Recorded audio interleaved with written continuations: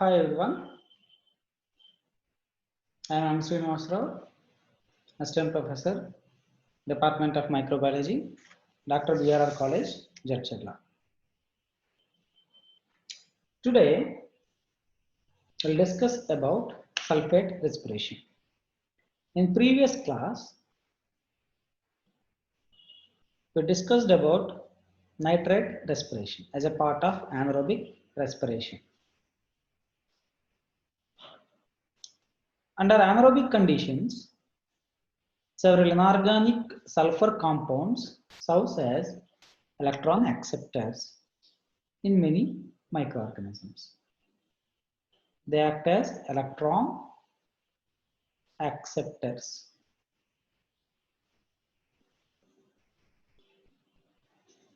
Among the sulfur compounds, the sulfate is the most oxidized state. The physiological group of sulfate reducing bacteria is characterized by the ability to transfer substrate hydrogen to sulfate. The ability to transfer substrate hydrogen to where? To sulfate.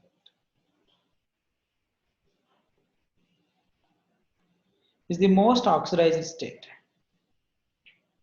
It's a terminal electron acceptor with the participation of cytochrome C. And energy gain comes from the electron transport phosphorylation. You will get the energy gain because this kind of sulfate reduction is formally similar to the oxygen respiration, like aerobic respiration. Hence, it also called as sulfate respiration or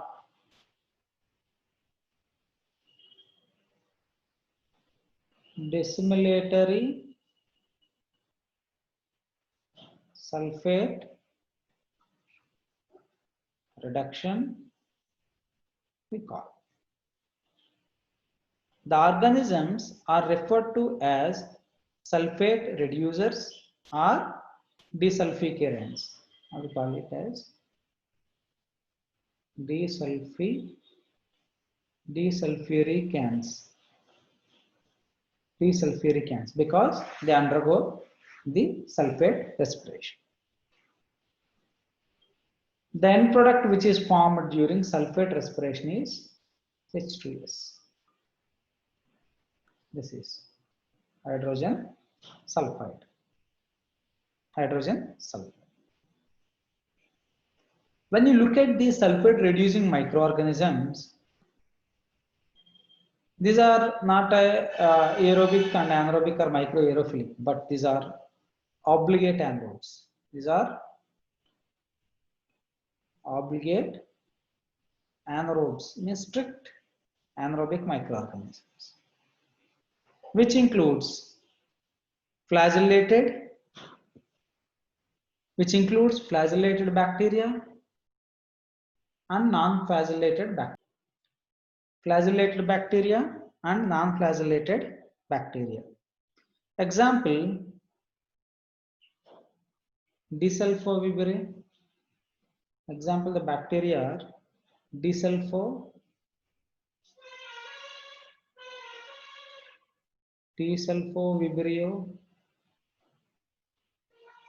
desulfobacterium, desulfococcus, desulfomonas, desulfobacillus, desulfosarcenia,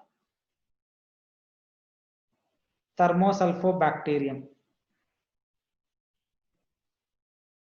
And also we have gram-negative gliding bacteria like desulfonemia.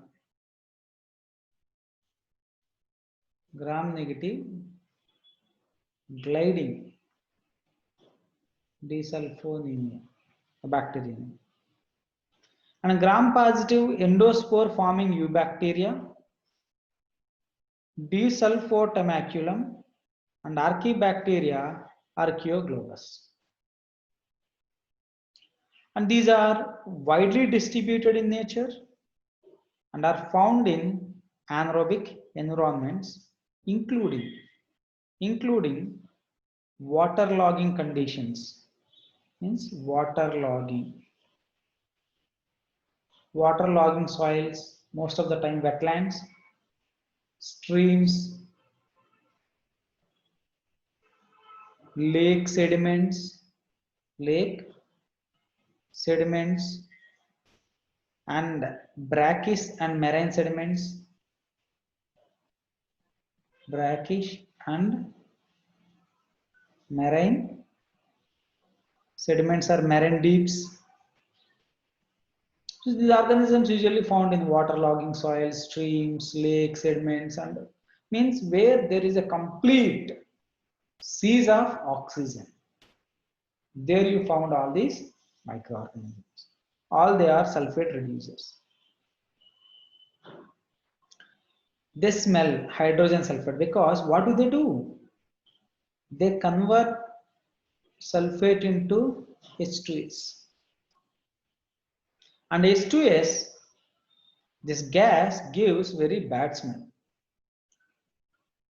The presence of the bad smell indicative of sulfate reducing microorganisms. Various low molecular weight compounds can serve as hydrogen donors for different members of this group, like not only that lactate, acetate, propionate, and butyrate, and formate, methanol, ethanol, next higher fatty acids, aromatic compounds like benzoate, and all these will serve as a molecular hydrogen. They will, what do they serve as? Hydrogen donors. They act as hydrogen donors for these microorganisms. Some species of sulfate reducing bacteria oxidize their hydrogen donor incompletely and they excrete acetate.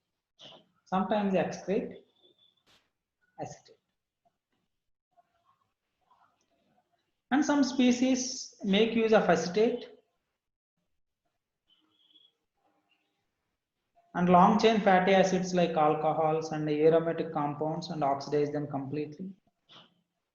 A few species are capable to grow autotrophically with molecular hydrogen and thiosulfate. This group of sulfate organism is very heterogeneous with regard to their substrate utilization and metabolic properties. They make use of the acetate. They are very heterogeneous groups. When you see these sulfate reducing bacteria loaded with electron and hydrogen carriers, cytochrome C3 was discovered by the Postgate in 1984. It was the first cytochrome detected in strict anaerobes, and this C3 cytochrome 3 is the first cytochrome which was detected in the anaerobic microorganisms. All sulfate reducing microorganisms contain cytochrome, which is of C type, cytochrome C3, and some of them are B type. And some of the sulfate reducers is a cyroheme proteins. Some of them have cyroheme protein. Cyroheme protein, a protein containing two tetrapyrrole ring and which has iron sulfur centers in it. This protein is known to exhibit sulfate reductase activity. This protein has an ability to show sulfate reducing activity and may catalyze 6 electrons and transfer the electron transport reaction. Transfer the electron transfer reactions. Almost all bacteria and also other organisms like fungi, green plants can grow with sulfate and their source of sulfur. They require sulfur. Why do we require sulfur? When you look at some of the amino acids like cysteine, some of the amino acids like cysteine and cysteine and methionine, what do they require? They require of thioneal group, sulfur. That's why they need of sulfur.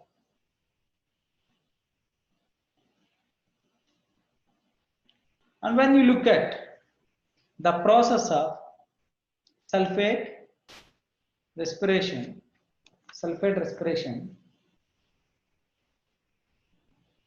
this is how the sulfate respiration occurs. The process is very clear that similar when glucose is supplied, when they grow under glucose, it is similar, but the conversion of and the process of tricarboxylic acid cycle is similar.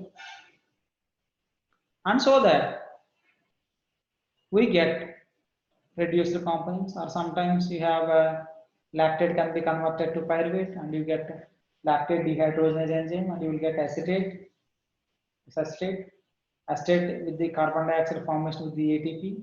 ATP will be given to sulfate and sulfate to this process of reduction takes place.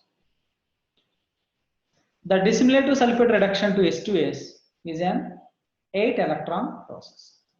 8 electron process. The sulfate is stable and requires activation before.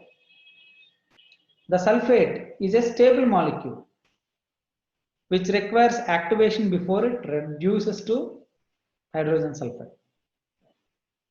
The activation of sulfate takes place by means of ATP here. The enzyme ATP sulfurylase catalyzes this particular reaction, resulting in the formation of APS, adenosine 5-phosphate, adenosine 5-phosphosulfate. The sulfate moiety of APS is reduced directly to sulfite with the help of enzyme called as APS reductase.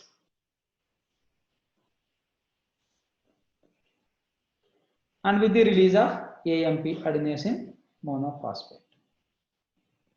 Once sulfite is formed, it is finally reduced to H2S with the involvement of enzyme sulfite reductase. The electron transport chain of energy conversion ATP synthesis is sulfate reducing bacteria and it drives the proton. Electron transport reaction generates proton. When you see here what happens? Periplasmic says 8 electrons on cytochrome C32 EMC, it sends the 8 electrons to ferrous sulfate. This is the process. And lactate to pyruvate and the protons are counted outside.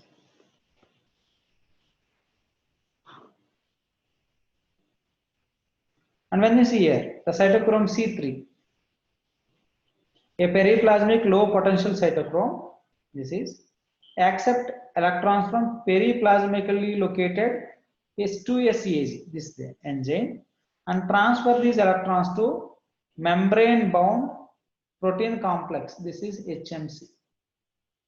They transfer electrons to the membrane bound complex HMC that carries them across the plasma membrane. These electrons are carried across the plasma membrane and making available for APS reductase. Here the enzyme APS reductase, ATP sulfurylase and APS reductase enzyme for the reduction of APS to sulfate and sulfate reduction to the sulfate reductase, and this is the cytoplasmic enzyme. And the electrons are being pumped from periplasmic space into the inside of it.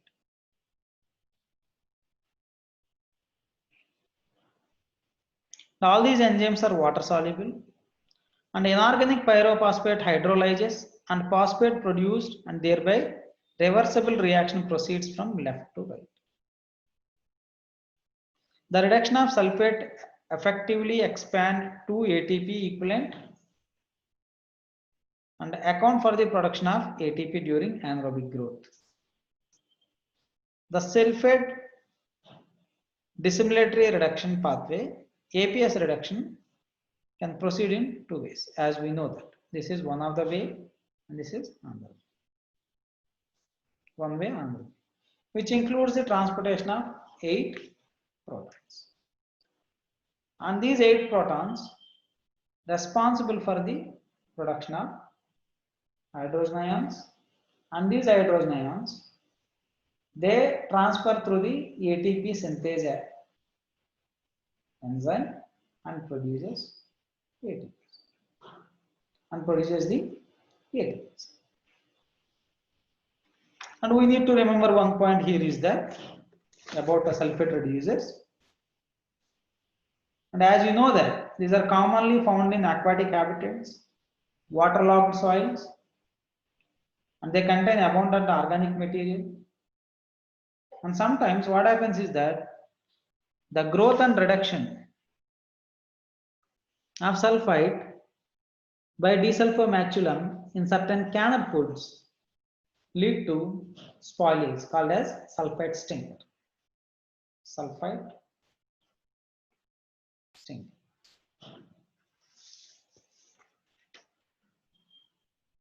Most of the heterotrophic microorganisms which lives in the brackish soils and ocean leaves, they convert sulfate into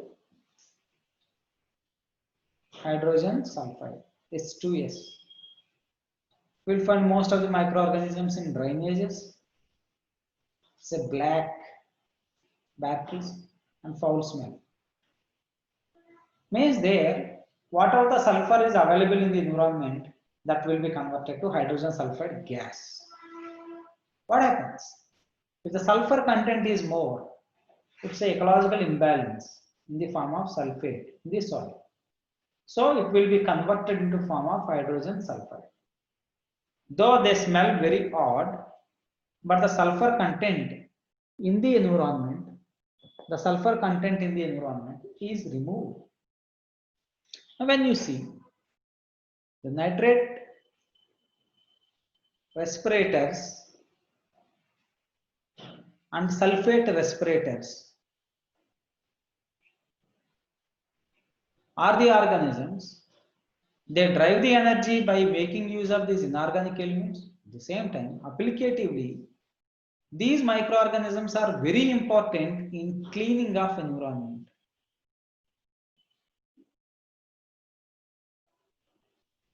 Most of the nitrogen source and sulfur source are responsible for biomagnification, or these are responsible for the accumulation of the organic compounds and responsible for eutrophication. And the process of eutrophication can be prevented by the process of sulfate reduction and nitrate reduction. So the nitrogen and sulfur materials are removed from the water bodies and they make available of these materials very, very sparsely to the rest of the livestock, and they maintain the ecological balance. If nitrogen sulfur source is too much in the water or in aquatic environments, which increases nitrogen sulfur toxicity and it leads to the death of other aquatic animals and aquatic organisms. The sulfate reducing and nitrate reducing microorganisms are important microorganisms. They clean up the environment. They will maintain normal levels of nitrogen sulfur contents in the aquatic habitats. And they also responsible for recycling of the material in the environment, and they participate in biogeocycles, and they participate in cleaning up of the environment. Above all, these microorganisms will maintain a biogeocycles and eco-balance in the particular ecosystem where they live. And it is one of the important mechanism of respiration. But the microorganisms thrive and drive the less amount of energy, but the process they carry out is very important in the cleaning up of the environment. This is regarding a sulfate respiration.